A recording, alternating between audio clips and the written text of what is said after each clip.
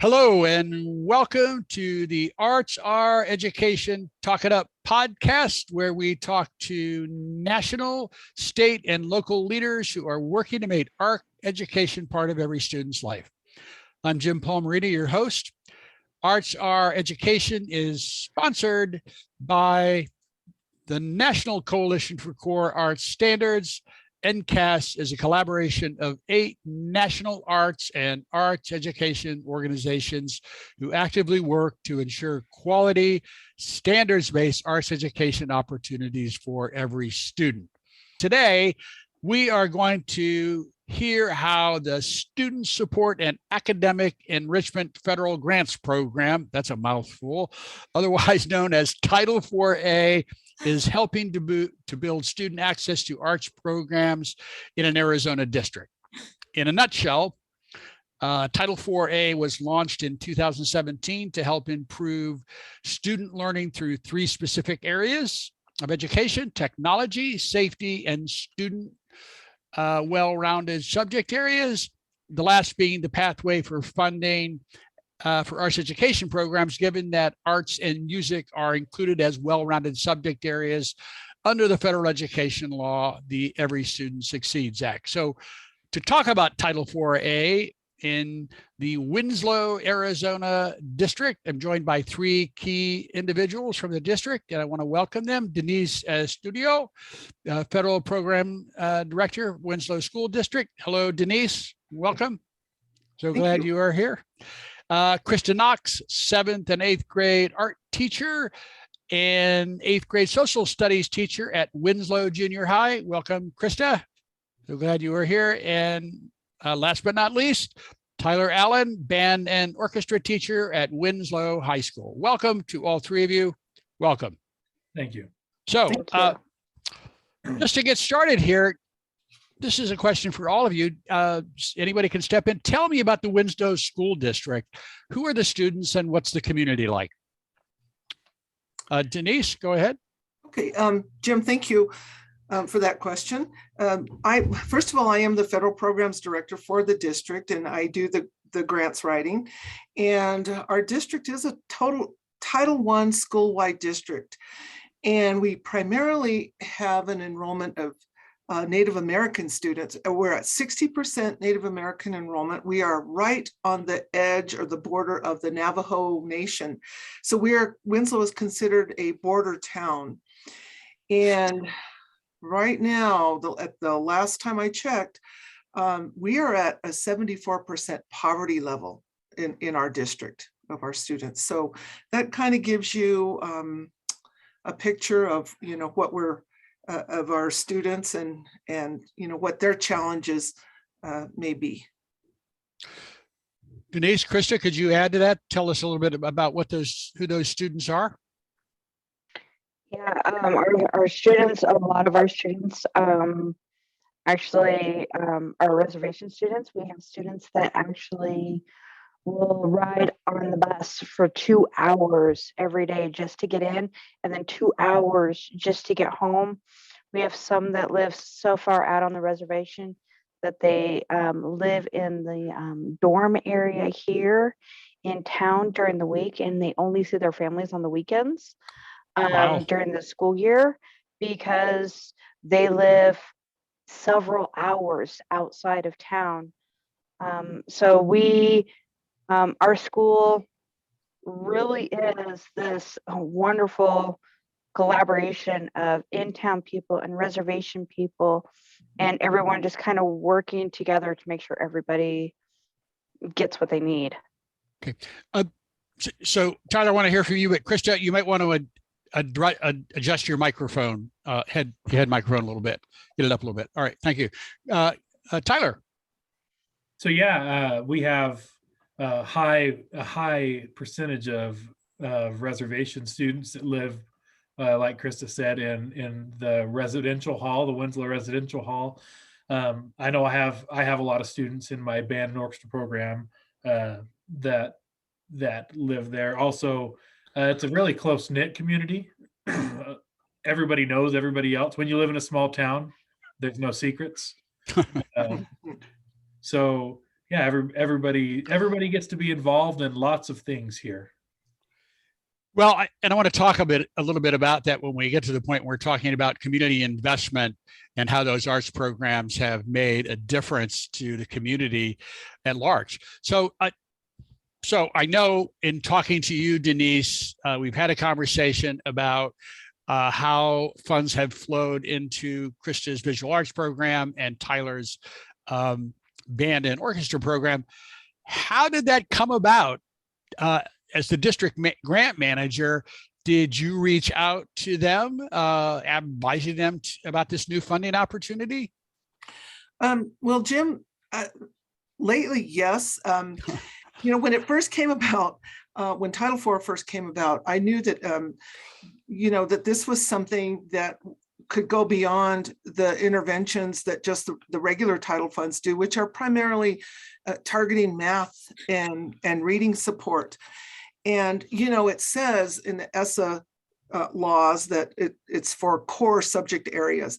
And as a former arts teacher, a former music teacher myself, I know that core areas also include art, visual art, music. But I didn't see a lot of these funds being channeled or flowing into those areas. So when Title IV came about and we had the flexibility to use those for the well-rounded education, which included the arts, I did reach out to Tyler at first, saying how could we use these funds, either for training or equipment.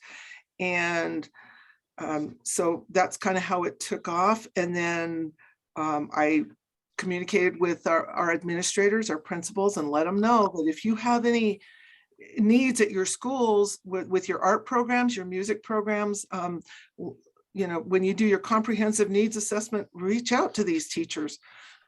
These students in these programs, they have needs as well. And, so there's a lot of communication. There has to be communication, and they're pretty quick to ask, do we have money for this or do we have money for that? And I make sure that we get that budgeted, right away so that they can have what they need for the students. So you hit on a key word that I want to ask Christa and Tyler both about, and the word is need. So did you do a sort of a needs assessment? This is what I need in terms of resources and support, and this is what I'm going to do with the money. This is how it's going to make a difference. Could you each talk about that a little bit? Tyler, how about you first? So when this first came about, I believe Denise was at a football game playing her baritone with the band. And we were talking, and she says, "Hey, I have this amount to spend." And I said, well, I could really use one of these. And I pointed to one of our instruments up in the stands. It's held together with, duct tape and chewing gum. And she said, well, yeah, give me some bids on that. And then that kind of got out of control, it seemed like to me, from a teacher who, my first year in Winslow, I asked the principal, I said, hey, can we purchase these instruments? We don't even have this type of instrument. He said, yeah, just send me a quote. And the kids were so surprised we got something new here. They said, did you buy that yourself? I said, no, I just asked. Yeah. And now we're at the point where most of my inventory has been replaced. And what that does is allows more students to participate, and we could have instruments for students to even leave at home so they don't have to carry them back and forth, especially the larger instruments. To answer your question directly, I kind of kept tabs of all my instruments and what level they were at, what level, how well they had been kept, how old they were, how did they play well. And I went back to what I always had in college. One of my professors says, always have a wish list, because there's going to come a time when you're able to get things that you want or need. So I've always kept a wish list. And for the last several years, each year I give that to Denise, and she gets what she can. And it's been wonderful, especially for our students, to be able to have something playable and a good quality thing or instrument that's playable. I wanted to ask you a follow-up question because it sounds like you were really fastidious about keeping track of what you had and what you needed. Did you get very specific quotes on this is what a tuba will cost, or this is what a trumpet will cost, and present those figures? Yeah. So I know what I want generally, and then we have a local music store that is that uses the Mojave contract, which gets us things at cost, gets supplies at cost. So we don't have to get multiple bids generally when we use Mojave, and I tell them exactly what I want, and usually I try not to go for cheap stuff. I try to get good quality instruments that are going to last, because who knows when this is gonna, when we're not able to get things anymore. I was fixing a violin a year or so ago, and I looked at the stamp on the inside because I do a lot of my own repair work. And I looked at the stamp, it said 1954. And that violin had been in a public school since the 50s. Oh my gosh. And it worked, wow. Kind of. But again, it's something that we've replaced. So Christa, how about you? How's this worked out for you? Kind of the same. I'd been here for a few years, and my kiln in my back room finally died. And I wasn't complaining too much because I know a lot of teachers don't even have kilns in their rooms. But I was like, oh, we do so many ceramics. The kids love the ceramics. And my kiln just completely died. And so my administrator told me, talk to Denise. I bet she can find something. And so I talked to her and I was like, Denise, my kiln died. And she's like, you need a new kiln? And I go, I need a new kiln. We've had, and I pulled out the paperwork on it. We had that kiln for 27 years in a public school, which they usually don't last that long. But it had survived 27 years here. And so she was like, you do a lot of ceramics. You need a new kiln. And I was like, I do. It's so important for these kids. And so she was able to, I got her some bids and said, this is what we had, and I would like to have pretty much the exact same thing. And she just got us an updated version of our 27-year-old kiln. So it's all computerized now, which is fabulous. And then I had one wheel that I put together. I had parts in my back room of a clay throwing wheel, and I put them together and managed to make one throwing wheel that would work. And all the parts are about from the 1970s, and it works, and it's going great. And but we had one wheel for all my kids, and I was like, wheel throwing is so important for them to learn. And so they put together a needs assessment and went, you need more wheels, and got me 2 brand new wheels to go with my 1970s wheel. So I can actually have 3 kids throwing at a time now.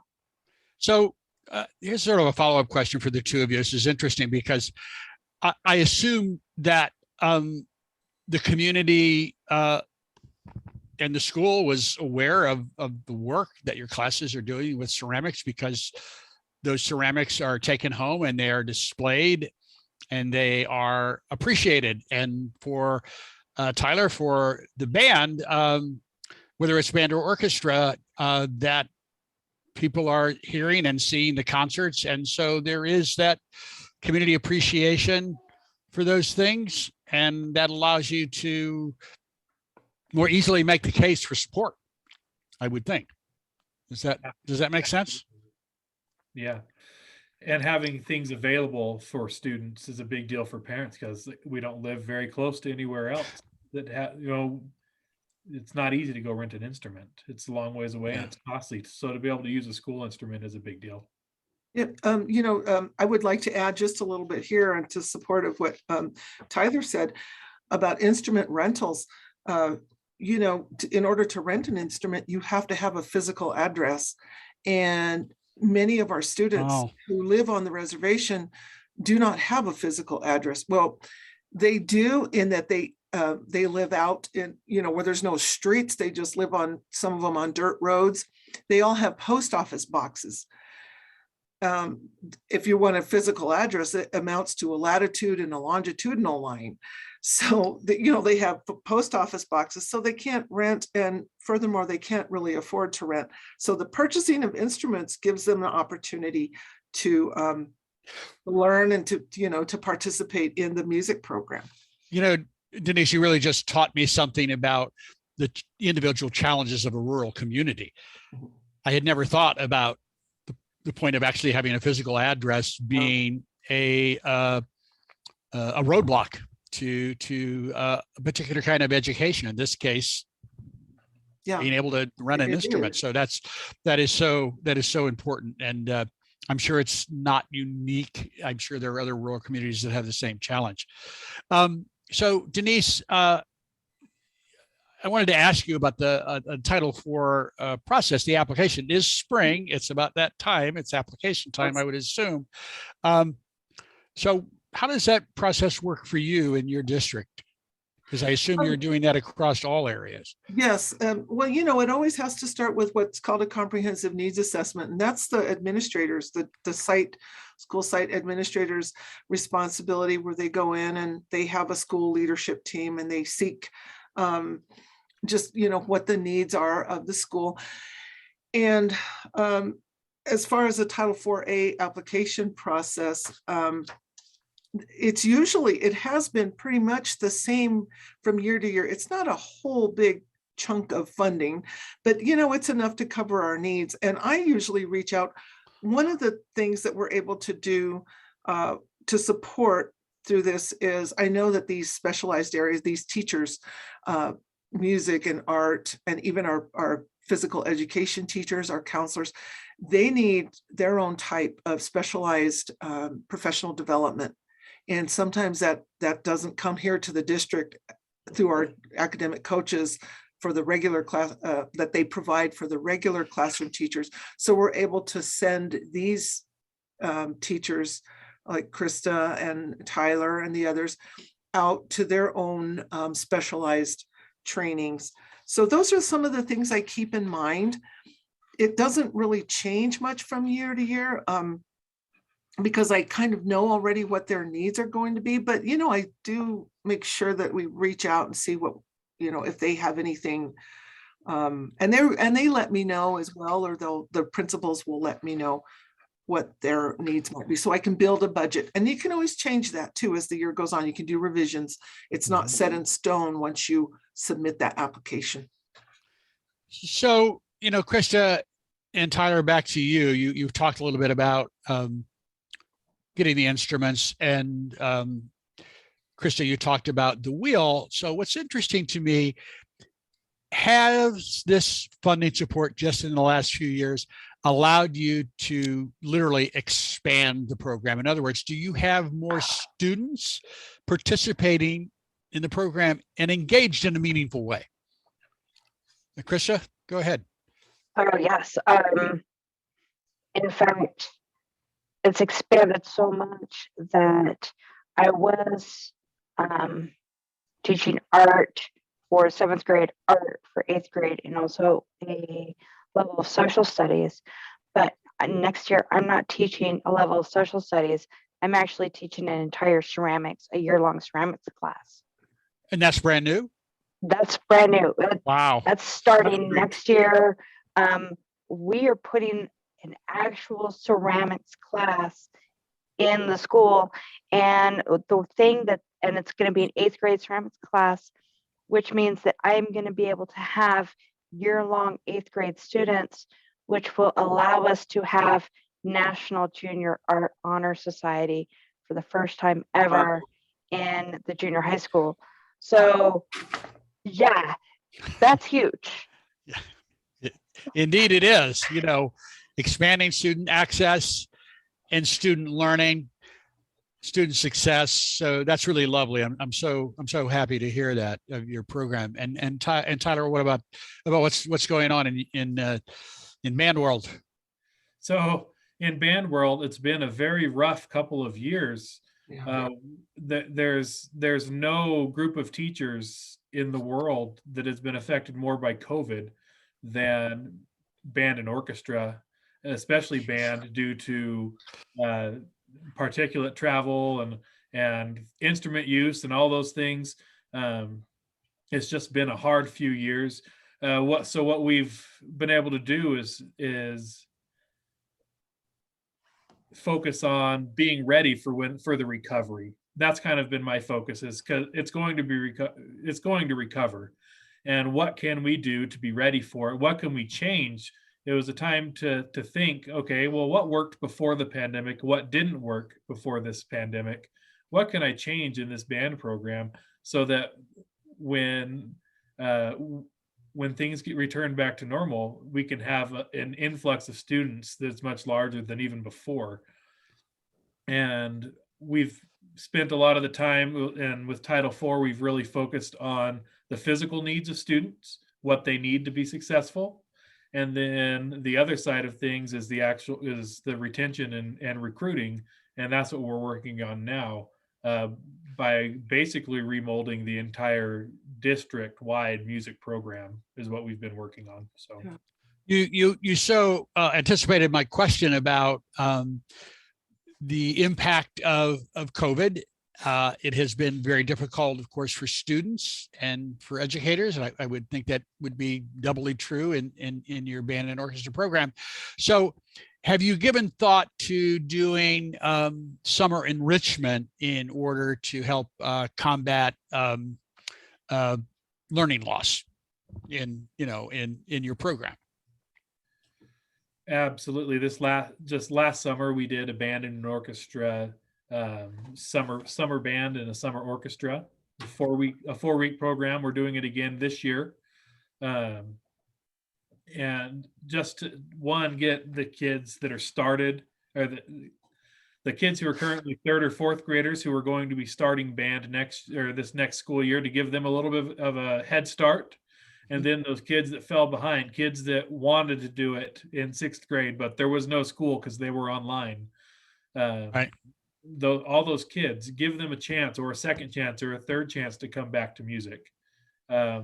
We see the test scores of musicians. Like, I think what is the SAT score for all state musicians in Texas is like on average over 400 points higher from a musician than the rest of the state average. So our goal is to get more and more kids involved in music, art, these things, because that's, if we want to raise scores, that's the way to do it. And summer music is a good place to start. Yeah, I want to come back to that in a minute, but I want to go back to Christa for a second, and I want to hear about something Denise related to me, which was your ceramic bowls project and how that had community impact.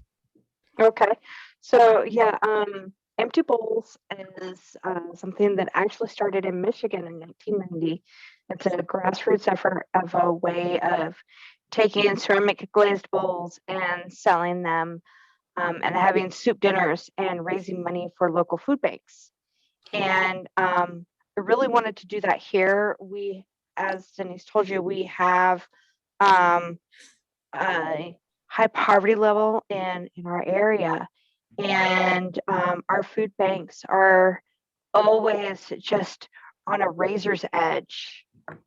And so a few years ago, we started doing empty bowls, and my students make bowls, and I've even had staff members come in and make bowls, and they do such a beautiful job, and they glaze them, and then we have a huge dinner.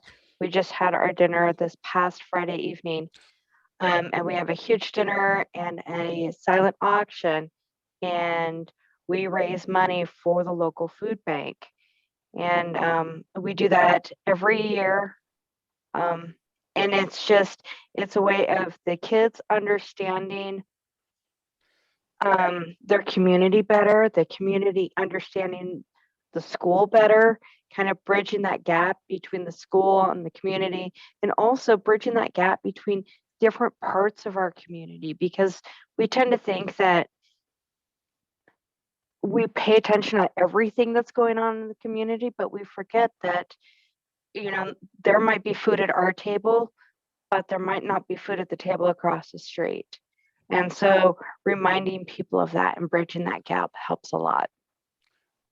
And so just speaking of bridging back to Title IV-A, having that new kiln enabled you to continue to grow and expand this program, and therefore to have that direct community impact on people's tables. Oh, not just the kiln, but the wheels and being able to produce so much more, and being able to put out a product that people felt good buying, that they knew was safe, and also that was made in the school. They love the idea that they could come in here, have a dinner, and they're like, this wasn't made at a factory somewhere. This was made in this school by our kids. And they take a lot of pride in owning those I goals. love that. Yeah, that's so beautiful. It really is. And it's the kind of those kinds of stories, Title IV-A funding stories, I think are so important. And it's why we're sitting here talking about this, because it takes the abstract notion of just talking about the money and what does it mean? Well, this is what it means. So Denise, back to you about this. And let me just pause and say to Christa, you and Tyler, you are so fortunate to have a former music teacher as a federal grants manager who gets it, so, all praise to Denise here for understanding the impact that arts education can have on students' well-being. Yeah. So Denise, of course, you have partners. How has the Arizona Department of Education supported the district's Title IV application process? Oh, well, they're wonderful. The technical support team at the Arizona Department of Ed is just so great. Our technical advisor or support, she constantly reaches out. Her name is Sandra Skelton. She constantly reaches out to, make sure that, these funds have to be spent a certain way. And of course, there's much more to the grant application than just budgeting.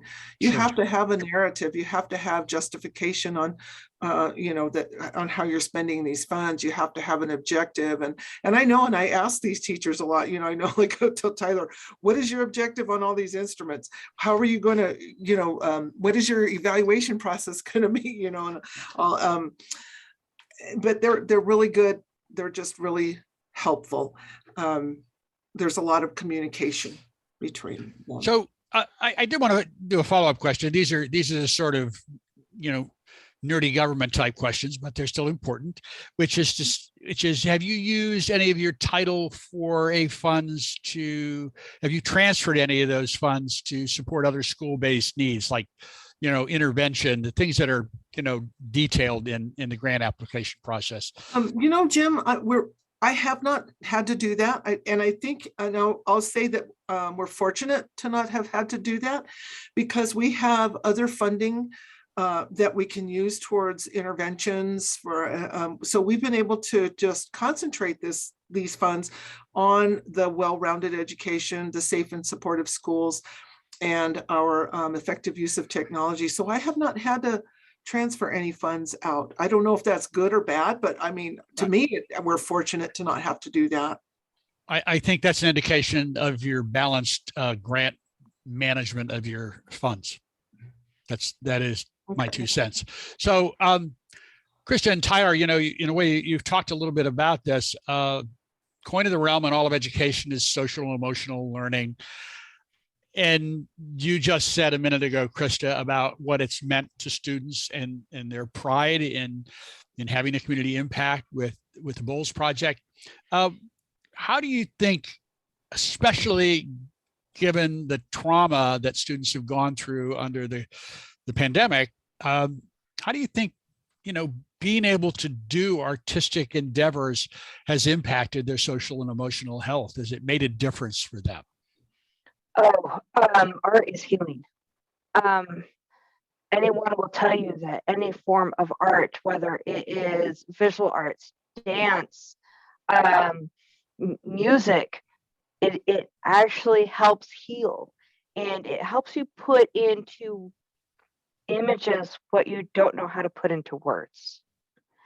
And these kids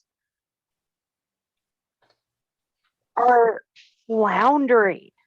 They're not sure what to make of things. And a lot of our kids have this, they come in with this idea that if it's not perfect, then they're not going to do it, because this fear of failure is so there. And I have to sit down with them and go, 75% of what you put on this wheel is going to go back in the bucket. You have to learn how to be happy with failure. You have to be your friend with failure.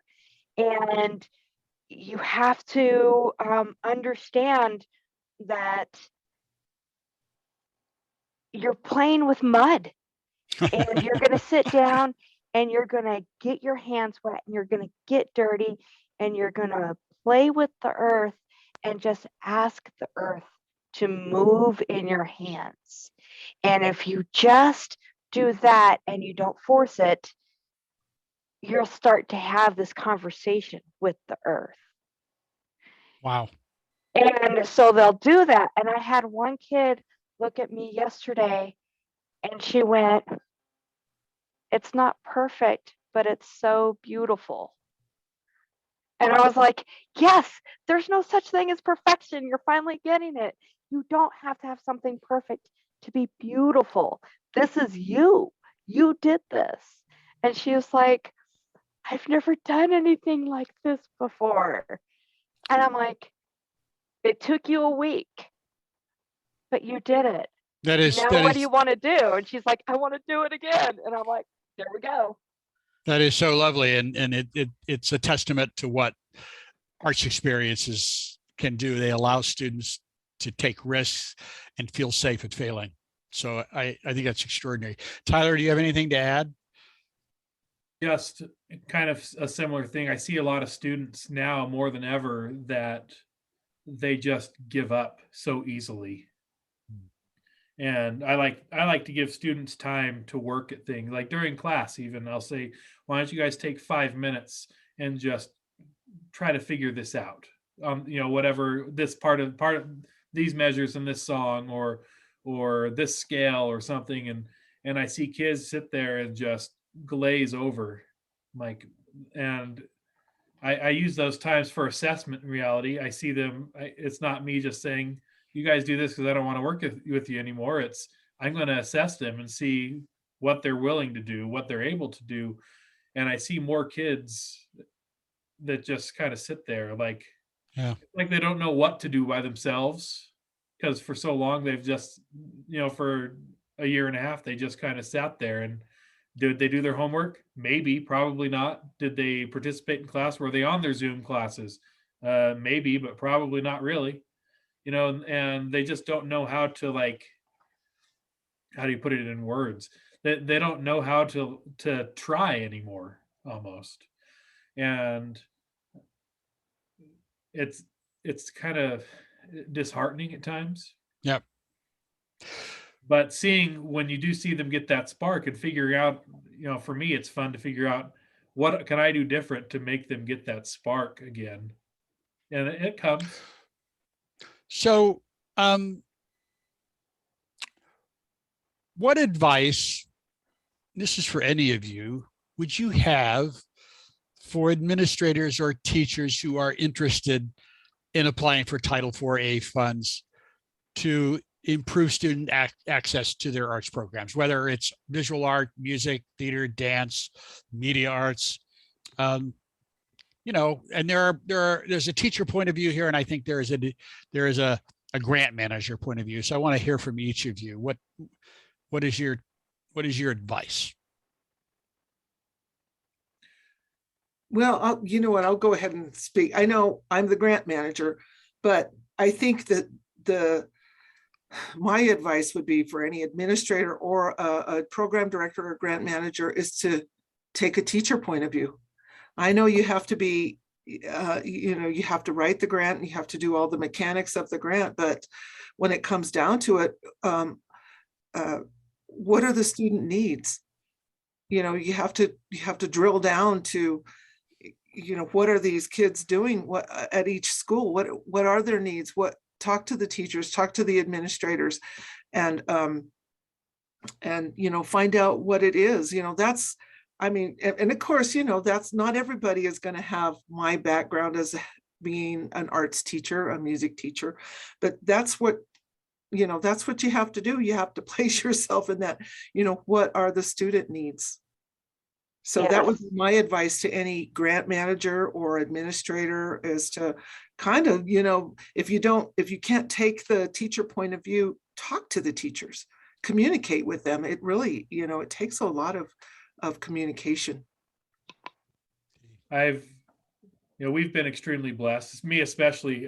Talking about being in the right place at the right time, having Denise as the grant coordinator and her a music teacher and me a music teacher, and it's kind of like the perfect world for a band director, because I get lots of things and I get lots of things that I need.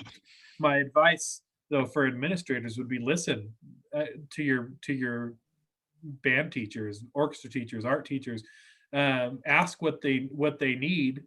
And quite honestly, if I were to ask my administrators how much does a tuba cost, they'd say, I don't know, what, $400 or $500, probably like $8,000.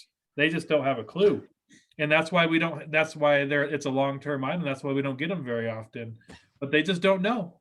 And they need to be in communication with their staff and be understanding that we might have to make a plan, and it might, to be able to get the things that we need to be successful. I love what you just said, Tyler, because they don't know. And in a way, you are the expert at the table and can provide education. This is what we need. This is what it will cost. And this is what we're going to do with it. So I love that. So Christa? Yeah, I completely agree. Denise is a gem, and we are beyond lucky to have her, because she literally calls us or emails and says, what do you need? What are you lacking? And it's like, can we do this? Well, sure. And she is determined to make it happen. If it's going to benefit our kids, she's going to make it happen. And yeah, like Tyler said, with instruments, administrators don't know how much instruments are. My administrator looked at me and said, you need a new kiln? The kiln just died. How much is a new kiln? And I'm like, it's $5,000. And she's like, I don't have $5,000. But we have Denise, and Denise is an advocate for the arts. She, and having an advocate for the arts in your district is probably the best thing in the world, because she's going to make sure that, yes, math and science and ELA and social studies are taken care of, but she's going to make sure that we're taken care of, because she knows that Tyler's orchestra program and my art program teach math to these kids, just in a totally different language. Yeah, I love that, because that sort of leads me to a wrap-up question, which is, at the end of the day, why have these Title IV-A funds been so important to the Winslow School District, this rural district? And you've talked about this, but I just want to hear from you one more time, stepping back. And what other thoughts do you have about why it is so important to these students and to the community? I would like to just say very quickly here, Jim, that we've been able to provide a lot of opportunities for our students who normally wouldn't have that opportunity. And I mean, and this is all students, you know, and I know I said in the beginning, you know, we're primarily, we have a 60% Native enrollment, but, you know, we provide for all of our students. But we have an Indian Education Committee that oversees a different pot of funds. And so it's the Johnson O'Malley. And at one time they were purchasing band instruments. And, you know, one of the IEC members said something so profound when they were trying to decide if they were going to spend money on instruments or not. And she said, you know, why not? I mean, the arts, she didn't just say music, she said the arts is how our ancestors communicated with one another. The arts is how we pass on our culture, you know, to our children. And so that's true for any culture. That's true for any ethnic group, you know, right. Making things, doing things, sewing, whatever, playing an instrument. It's a way of communicating, and it's a way of sharing our culture and passing down from generation to generation. So that makes so much sense to me, Denise, and that it's true. That is a profound thing, and it is true of any culture. At the end of the day, it's what's left after we're all gone is the things that we've made. Christa? I always tell my students, art isn't necessarily about painting a pretty picture to hang on the wall.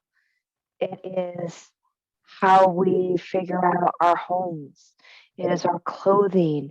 It is our smartphones. It's our computers. It is everything that we use is designed. Our first language, the first way humans started communicating and recording their history was by drawing on cave walls.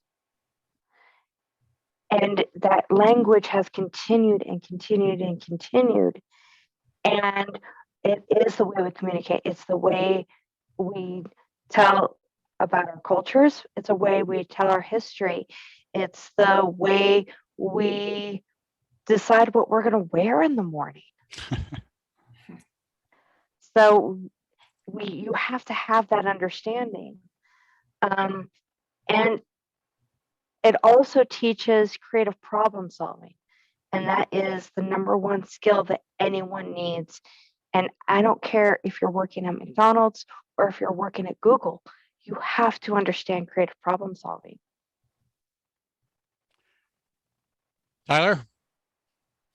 Well, I'm not quite as eloquent as either of the other two, but I will say, you know, I was a few minutes late logging on, and I'm starting a new color guard, and my coach is traveling in from, well, about an hour and a half away, another small town in northern Arizona.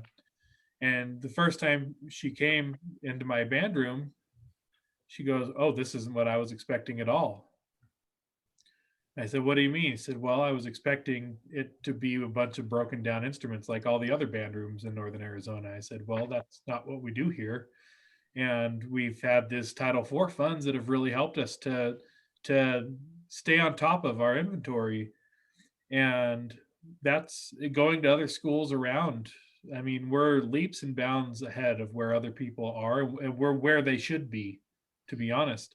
Through the recessions and things of the last 20 years, everybody's just kind of been real scrappy to put things together. But now we got to kind of start fresh, and it's an amazing opportunity for our community. It's unlike pretty much anywhere that I've ever been. Actually, Tyler, you were every bit as eloquent because you just told a story, and a story that needs to be shared widely. And that's what we're going to do. You are a model of how these kinds of funds can be applied and make a difference in students' lives and the community. And I would like to think impact students' overall life outlook and academic success.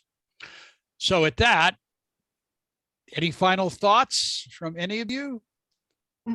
I would just like to thank Christa and Tyler, and our other. We have a other, couple other music teachers and another art teacher. And I would just like to thank them for being so dedicated and so, just wanting to see the students succeed and just be, so giving and sacrificing for the students. I really appreciate the work that they do in our district here. It's wonderful. And it's just, I'm so pleased that we have such great teachers.